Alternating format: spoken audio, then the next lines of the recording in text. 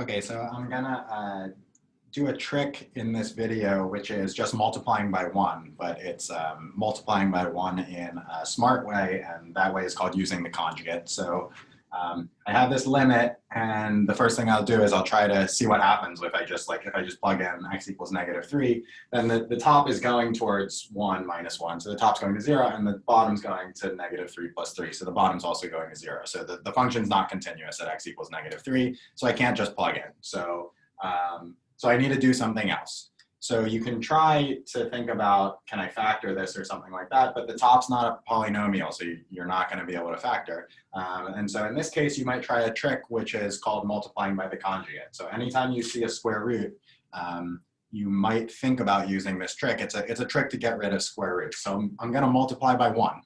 So if I take the limit and I multiply by 1, it's not going to change the limit. But I'm going to multiply by 1 in an interesting way. I'm going to multiply by the square root of x plus 4 plus 1 and divide by the square root of x plus 4 plus 1. So I'm multiplying and dividing by the same thing. So I've multiplied by 1. So I have not changed the limit. And the point is that now this is the product of a minus b and a plus b. So it's what you get is a difference of squares. So this is the limit as x goes to -3. You can just FOIL it out and you'll see what you get. So what you get is x plus 4. So that's this term squared minus 1. So that's the outside term squared. And the cross terms cancel with each other. That's the point. And on the bottom, I divide by x plus 3 times the square root of x plus 4 plus 1.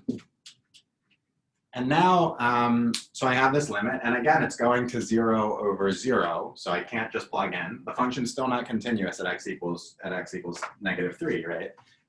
But now I can use the trick from the last video. So the top is x plus 3, the bottom is x plus 3, so I can cancel. So this becomes the limit